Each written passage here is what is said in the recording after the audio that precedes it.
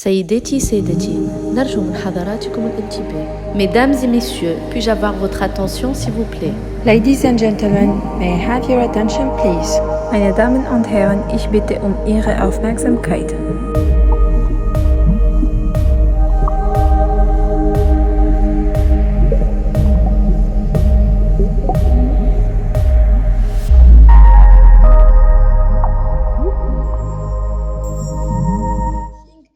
Maintenant, est-ce qu'on peut revenir un tout petit peu ensemble en arrière, un peu d'histoire par rapport au coaching en Tunisie, comment ça a commencé et tout cela, on va le découvrir ensemble avec Rim Kassous. J'espère qu'elle est toujours connectée. Rim? Oui, je suis là. Vous Très, m'entendez? très bien. Vous écoutez? Oui, clairement. Le Ok, podium est à toi, Rim. D'accord, parfait. Bonsoir tout le monde. Bonsoir Saousan Mounet. Bonsoir Nefissa et nos chers invités. Bonsoir l'auditoire. Je suis très heureuse et ravie de faire partie de cette soirée. J'aime bien raconter des histoires, donc je vais pouvoir vous raconter une histoire exquise. Je vais commencer par partager un écran, si vous permettez. Alors, vous voyez mon écran? Oui. Oui, parfait. Alors, la naissance du coaching en Tunisie. Le coaching en Tunisie a démarré en 2000. En 2000, avec zéro coach. Je suis arrivée en Tunisie après avoir passé 14 ans au Canada. Et mon histoire personnelle avec le coaching a démarré il y a bien longtemps. 1993, je travaillais dans une institution financière canadienne et à Montréal et je venais tout juste d'avoir une promotion. Mon patron vient me voir et me dit: Rim, est-ce que tu nous autorises à te coacher? Me coacher? Comment ça? C'est pas dans les sports, ça?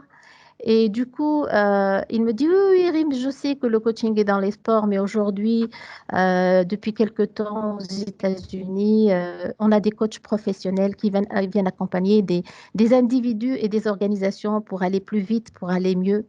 Et j'ai dit alors, mais pourquoi vous voulez me coacher? Qu'est-ce qui se passe? Vous savez, à un moment donné, il y avait le doute où je me suis dit, est-ce qu'ils ont regretté ma promotion? Mais bon, il m'a rassuré vite pour me dire, Rim, le projet est très important, puis elle aimerait que tu sois très rapidement opérationnel. Donc, j'ai compris qu'il y avait déjà un effet accélérateur avec ce coaching. Et en plus, quand il m'a sorti qu'est-ce qu'il allait payer, donc ce coach, j'ai dit, où est-ce qu'il est le papier? Je signe tout de suite. C'était ma première rencontre avec le coaching, c'était un coup de foudre. Un espace dans lequel il y a quelqu'un qui est là pour t'écouter, pour t'amener à aller plus vite, plus loin, plus haut. Et ça se passe dans un espace bienveillant, dans un espace de respect, dans un espace empathique. Donc ça, c'était l'histoire du coaching. 10 ans plus tard, ou presque 10 ans plus tard, j'arrive en Tunisie sur une décision familiale et j'avais un seul rêve.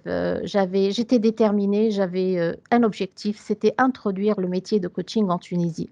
Évidemment, quand je suis arrivée, le terme n'existait pas. Donc, du coup, j'ai fait beaucoup de travail. À cette époque-là, il n'y avait pas Google. En tout cas, il n'y avait pas cette accessibilité à la digitalisation. J'ai décidé d'y aller doucement. Donc, j'ai préparé des soirées de vulgarisation. J'ai écrit dans les journaux. J'ai commencé à en parler autour de moi. Et en 2002, je crée Formaction. Formaction, c'était la boîte donc, de formation action, mais qui était orientée coaching dès le départ. Mais laissez-moi vous dire que depuis le départ, j'avais constaté, pour avoir passé une année d'observation, une année où je devais étudier le coaching, est-ce qu'il y a réellement une place au coaching? Je me suis rendu compte que sur certains métiers qui n'étaient pas légiférés, le coaching en est un. Jusqu'au jour d'aujourd'hui, il est en train de chercher ses lettres de noblesse. Donc, comment introduire le coaching par la grande porte? Et c'est de fil en aiguille, j'ai atterri chez ICF pour comprendre qu'on était là face à une organisation l'une des plus importantes au monde, qui est une organisation qui régule le métier, qui nous assure de la prestation et du respect de l'éthique. Et donc, je suis vite allée chercher s'il y avait un programme certifié. En 2002, je peux vous dire qu'il y avait quelques programmes anglophones qui étaient accrédités par ICF et j'ai fini par trouver un programme canadien donc de coaching de gestion et mon partenaire Jean-Pierre Fortin, à qui j'ai beaucoup de gratitude. On intègre un premier programme accrédité ACSTH et puis très vite, on a accédé au plus haut niveau de certification qui est le programme ACTP. Quelques années plus tard, avec beaucoup de travail, Groupe Action reçoit son accréditation. Donc, on n'offrait pas seulement un programme accrédité, mais on est allé chercher nous-mêmes une certification. Donc, aujourd'hui, nous sommes le seul cabinet en Afrique qui porte ce label.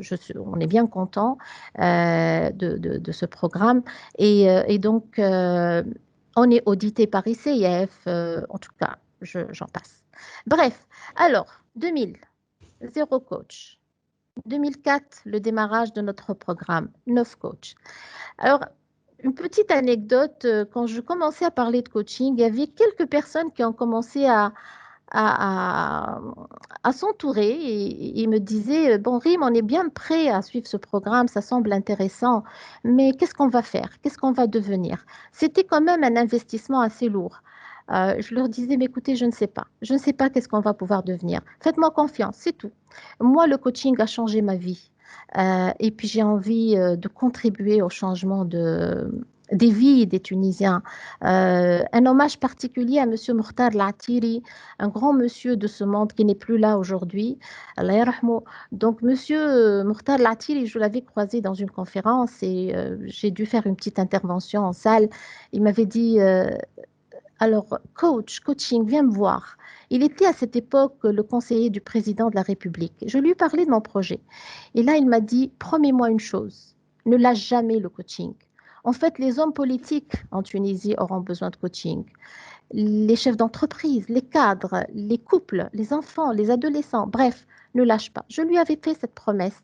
Et puis petit à petit, on a créé la bulle de neige, la tache d'huile, ça a pris 2007, 35 coachs.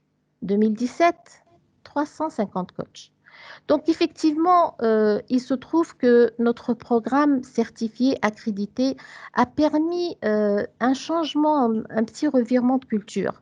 Donc, le coaching n'était pas uniquement... alors, on accueillit bien sûr au départ des DRH parce que le cœur de cible, c'était des DRH, mais beaucoup plus tard, ça s'est élargi. Donc, on a des médecins, des avocats, des hommes politiques. Donc, ce programme attire beaucoup plus de monde. 2020, alors, 2020, entre-temps, on a été présent au Maroc, on a accueilli des coachs d'un peu partout dans le monde, des Burkinabés, des Sénégalais, des Ivoiriens, etc. On est parti nous installer au Maroc et on était le premier cabinet qui avait, à cette époque, introduit l'accréditation. On est aujourd'hui à plus de 500 coachs formés d'un peu partout dans le monde. On est bien fiers de ces chiffres. Alors, 2015, un groupe de coachs, des amis, une communauté qui commence à s'élargir. 2015, on a créé l'Association tunisienne de coaching. J'ai bien envie de saluer mon ami Lilia Galoul qui est là, Rafir Kanoun, Aqil Satqawi, des coachs dévoués, des coachs engagés. Donc ATC avait pour vocation de vulgariser le coaching, mais derrière, ce qu'on voulait, c'était la création d'ICF.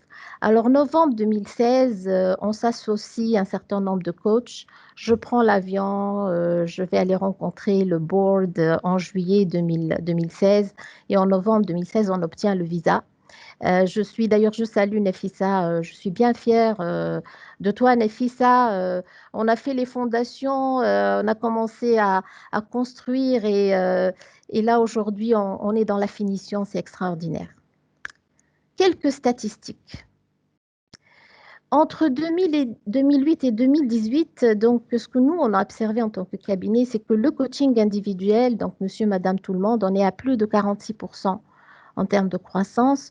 Le coaching individuel en entreprise, on est à plus de 189%, presque 190%. Donc, un engouement au coaching, de plus en plus de demandes par rapport aux leviers classiques comme la formation, etc. Et le coaching d'équipe prend de l'ampleur. Aujourd'hui, on a de plus en plus de demandes de coaching, d'équipes de coaching de groupe, des team coaching, des team building avec des team coaching. Un mot sur la nature des demandes. Alors, les demandes au départ, c'était des demandes de ça va mal, je veux me faire coacher. Il y a des conflits dans l'équipe, on a envie d'avoir un coach. Il y a une sous-performance, on a besoin. Il y a des barrières à la performance, on cherche un coach. Aujourd'hui, les demandes sont beaucoup plus intéressantes. On commence à travailler sur des périmètres, ça va bien, mais on veut aller mieux.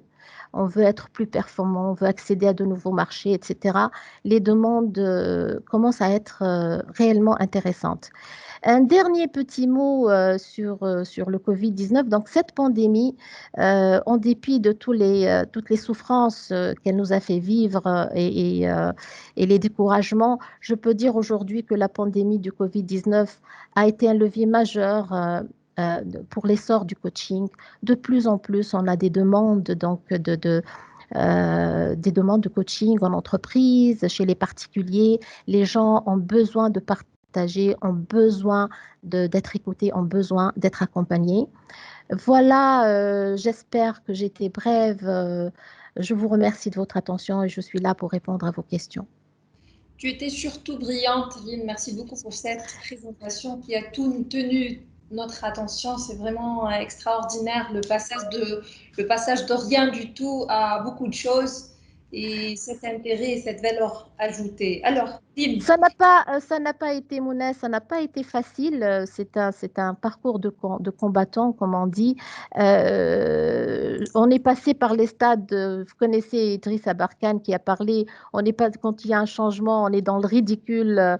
Par la suite, c'est dangereux et c'est bien après qu'on commence à adhérer. Effectivement, personnellement, je suis passée par ces stades. Ça a été un peu intéressant. L'idée, c'était d'y croire, de tenir bon et aucun prétexte ne pouvait me décourager ni décourager les personnes qui ont cru au tout début. Merci beaucoup. Merci à toi. On s'inspire en fait de ton histoire, mais on va continuer un tout petit peu avec toi. On a une question de la part de Madame Rim Fares. C'est la responsable d'organisation Atlas Automobile. Alors, comment le coaching peut contribuer à conduire un changement au sein d'une entreprise et booster les équipes? Tu as 1 minute, très chère, pour répondre à cette question. Ben, par excellence, le coaching, un coach, c'est pas un expert, comme a dit Nafis, un coach, c'est pas un spécialiste du métier. Un coach, c'est un acteur de changement. S'il y a une spécialité à donner au coach, c'est un acteur de transformation et de changement. Donc, justement, les demandes de coaching se font dans des circonstances où il y a un changement important que l'entreprise vit. Pourquoi? Parce qu'il y a des appréhensions. Quand il y a un changement organisationnel, vous connaissez tous la courbe du changement, il y a un déni, il y a de la résistance. Oui. Et un coach peut aider parce que le coach, c'est pas quelqu'un qui va arriver avec des solutions à imposer des choses. Le coach, c'est quelqu'un qui va accompagner ce changement. C'est un levier et en plus c'est une relation humaine, donc beaucoup à faire. Dans le secteur automobile avec qui j'ai beaucoup travaillé en Tunisie, au Maroc, Lear Corporation, Krush ou Value, Drexelmeier, etc., etc. Je sais qu'ils sont avant-gardistes, que c'était les premières entreprises, donc les pétroliers, les entreprises, les multinationales dans le domaine automobile étaient les plus sensibles à ce type d'apport. Juste par rapport à la dame qui a posé la question, qu'est-ce que ICF peut apporter au secteur automobile? ICF, évidemment, elle peut garantir la qualité des prestations en coaching. Elle peut garantir le respect du code de déontologie et de l'éthique. ICF, c'est un organisme qui va protéger ce métier, le vulgariser, mais s'assurer que vous avez les meilleures prestations et les coachs les plus qualifiés. Pourquoi? Parce qu'ils respectent 11 compétences et un code d'éthique assez sérieux et assez strict. Merci beaucoup. Oui, oui, Dim, on le connaît et merci beaucoup pour, oui, pour cette réponse aussi, c'est très important. Alors, à toi, Sausan. Merci Irim pour ce retour sur les origines du coaching en Tunisie. Tu nous as fait vraiment voyager avec ton storytelling. Je me rappelle la première fois où on s'est parlé avant de faire ma formation à Swissnova, ma certification Swissnova. Tu parlais à l'époque avec autant de passion de ton histoire. Et merci pour ce partage chargé de valeurs ressources comme le courage, la confiance, la foi dans son projet, la persévérance, la patience aussi de 2000 à 2020 et la passion et la conviction.